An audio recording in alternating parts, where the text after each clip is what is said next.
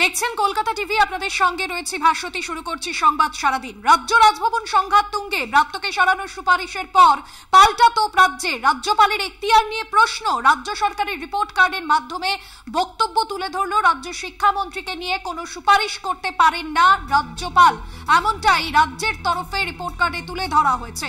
দেবজ্যোতি ঘোষ আমাদের বিশেষ প্রতিনিধি রয়েছেন ফোন লাইনে। দেবজ্যোতি, এর আগে আমরা দেখেছি রাজ্যপালের সঙ্গে রাজ্যের যে সম্পর্কের অবনতি জগদীপ ধনকরের সময়, এবং তা আরো একবার সামনে এলো এবার ব্রাত্য বসুর সঙ্গে সরাসরি সংঘাতে রাজ্যপাল।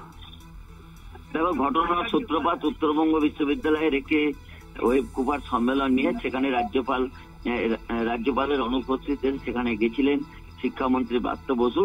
তা নিয়ে কিন্তু রাজ্যপাল অত্যন্ত ক্ষুব্ধ হন এবং তিনি তাকে সরিয়ে দেওয়ার সুপারিশ করেন। এবং তারপরে টুইটে তীব্র প্রতিক্রিয়া শিক্ষামন্ত্রী ব্রাত্য বসু জানিয়েছেন এবং সেখানে তিনি বলেছেন যে আমি তাহলে রাষ্ট্রপতির কাছে কি সুপারিশ করব?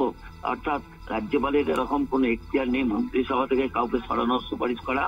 এবং যেহেতু এনসিসি চালু রয়েছে, সেখানে রাজ্যপালের এই সিদ্ধান্ত নিয়েও কিন্তু ইতিমধ্যেই প্রশ্ন উঠতে শুরু করেছে।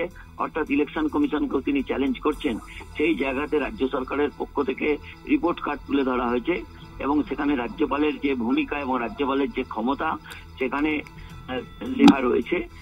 একদমই দেবজ্যোতি, একেবারে দেবজ্যোতি, আপাতত ধন্যবাদ জানাবো তোমায়। এই মুহূর্তে আমাদের সঙ্গে ফোন লাইনে রয়েছেন তৃণমূল মুখপাত্র অরূপ চক্রবর্তী। আপনাকে স্বাগত জানাবো কলকাতা টিভিতে। ব্রাত্য বসুকে সরানোর সুপারিশের পর রাজ্যের তরফে যে বক্তব্য, রাজ্যপালের এখতিয়ার নিয়ে প্রশ্ন, রাজ্য সরকারের রিপোর্ট কার্ডের মাধ্যমে বক্তব্য তুলে ধরল রাজ্য শিক্ষামন্ত্রীকে নিয়ে কোনো সুপারিশ করতে পারেন না রাজ্যপাল। রাজ্য সরকারের তরফে এমন বক্তব্য এসেছে, কি বলবেন আপনার প্রতিক্রিয়া? এখানে দুটো বিষয় খুব টেকনিক্যাল। এক হচ্ছে শিক্ষামন্ত্রী যে মিটিং করেছেন সেই মিটিংটা বৈধ কিনা। প্রথম কথা হচ্ছে যে মিটিংটি করা হয়েছে সেটি ওয়েব কুপার মিটিং। আপনারা জানেন যে কোনো সরকারি কর্মচারী তারা সরাসরি রাজনৈতিক দল করতে না পারলেও তারা ট্রেড ইউনিয়ন বা শিক্ষক সংগঠন করতে পারেন, এটা আইনেই বলা আছে।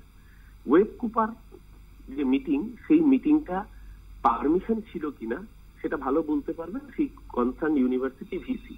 এবং যেই ভিসি কে রাজ্যপাল নিজে অ্যাপয়েন্ট করেছেন, সেই ভাইস চ্যান্সেলর তিনি নিজে লিখিতভাবে অনুমতি দিয়ে সেই মিটিংটা কল করেছিলেন।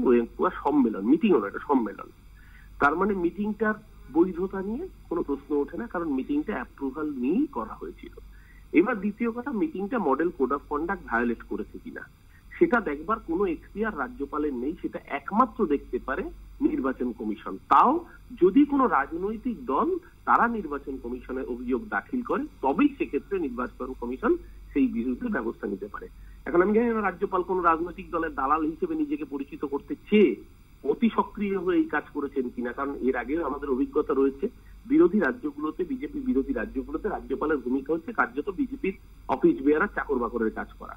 তো এই রাজ্যের বুকে রাজ্যপাল নিজে বিজেপির দালালে নিজেকে প্রতিপন্ন করবার জন্য এতটাই উদগ্রীব যে তিনি সম্পূর্ণ আইন বহির্ভূত ভাবে একজন মন্ত্রীকে বরখাস্তের সুপারিশ করলেন, যে সুপারিশ করবারও কোনো ইখতিয়ার রাজ্যপালের নেই। অন্তত আইন ভারতবর্ষে তাকে সেই অধিকার দেয় না।